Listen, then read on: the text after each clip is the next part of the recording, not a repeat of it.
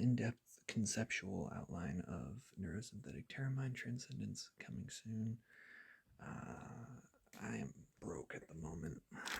Well, that's technically a lie. This is my life savings right now. And I got chronic pain, so it's a little hard to get a job. Working on that. Also have brain damage, as I said in my other shorts, which is not good if you're trying to intellectually explain a complex idea like this.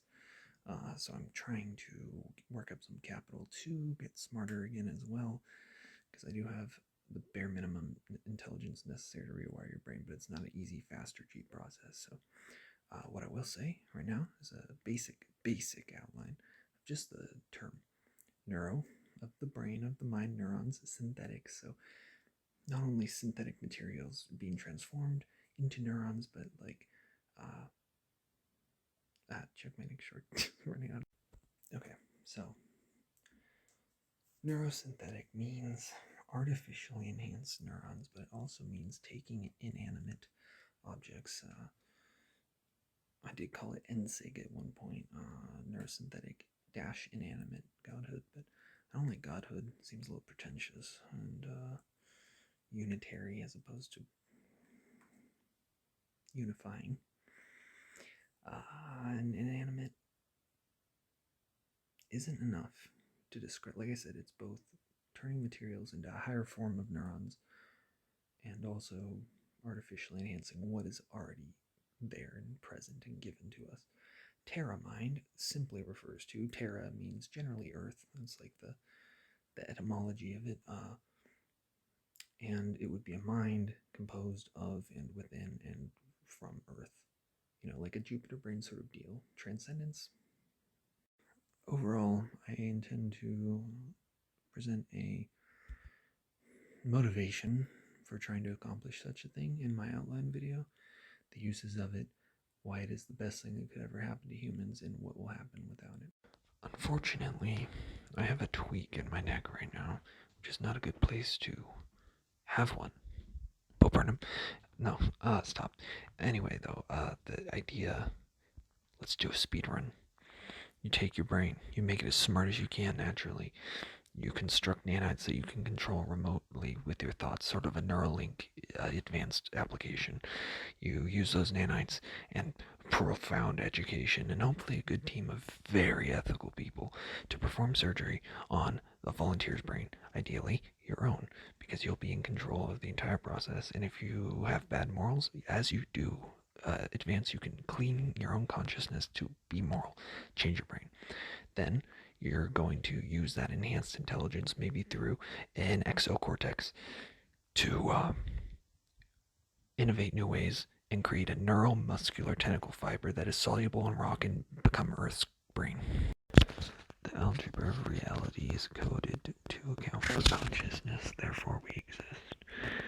This means that there is no existence realized in the world on either side if one side is missing. So the way they interact generates a function of patterns, a possibility of potentials.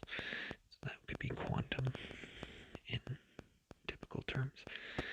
And if there's a coupling of duality, that also means that there is a single thing spreading over that, which means there is no difference, which removes all numbers.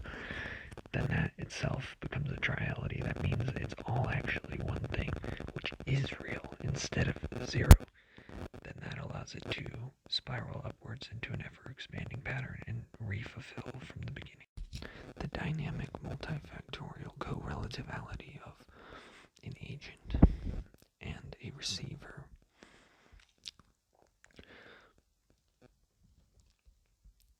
Think about the infinite number of objects in the world, the atoms and the stars. There's an endless grid of relationship patterns there. How many thoughts do you have? Just how deep and complex does your internal world run and go? And then combine the two.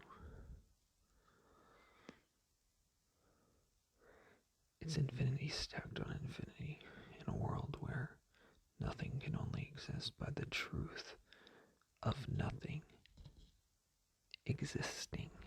Nothing does not exist, therefore it is nothing, it isn't realized.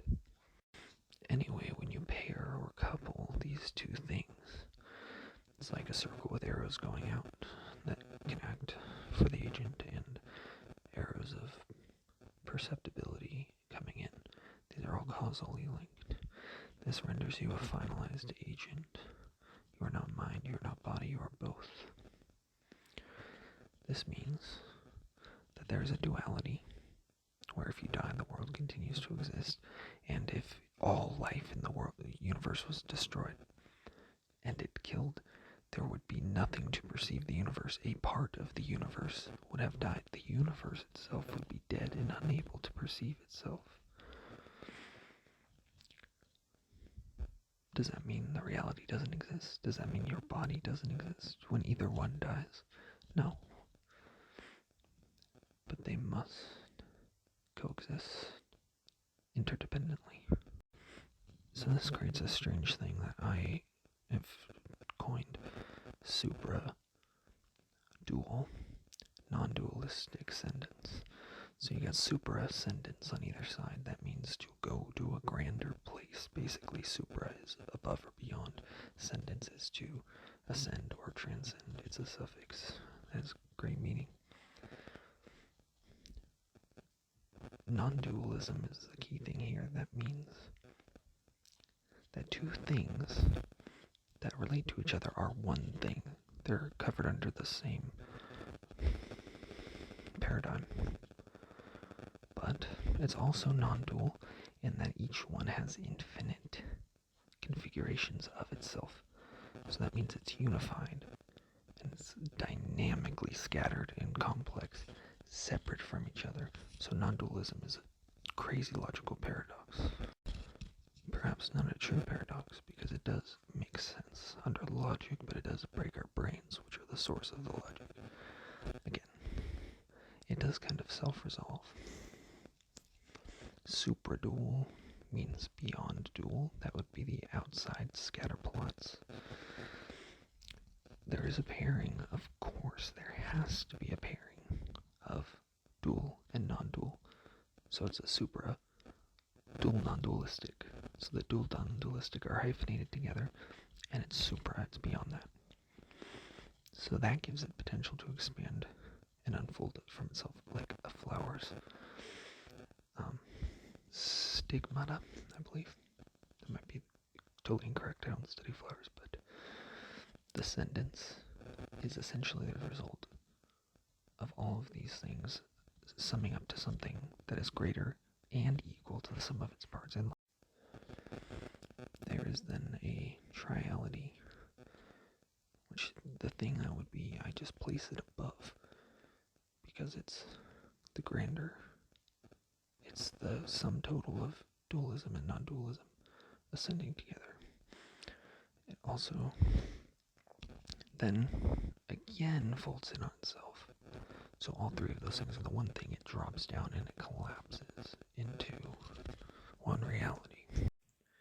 Once it collapses, it then contains every possible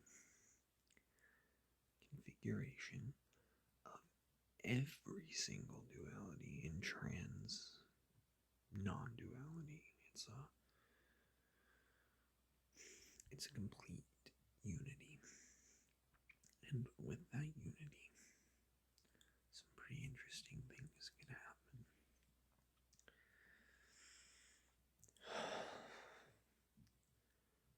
It somewhat escapes my immediate, accessible, tangible, easily spoken grasp and comprehension. I'm going to review my notes and do my best to explain it to you right now. You could say that the upper portion of this, where it's immediately apprehensively formed, moment by moment, even though we're split between moments, but that's irrelevant at the moment. Okay. At the is more like the ethereal, non-physical possibilities, which are realized in reality. They're still composed of that.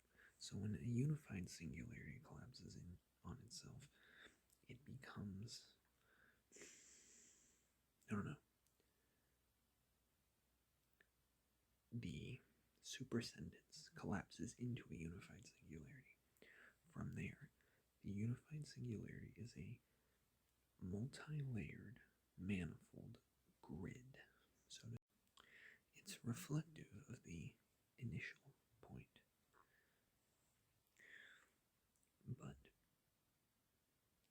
within it, it contains all possibilities. So it's more like roots of a tree coming down from the grand unified reality, splitting into the multiplex.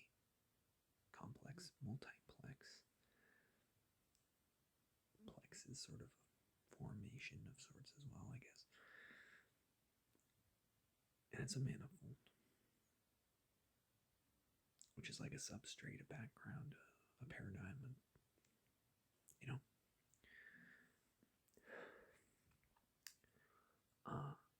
And it's a grid, and those all kind of mean the same thing, more or less. But what they can do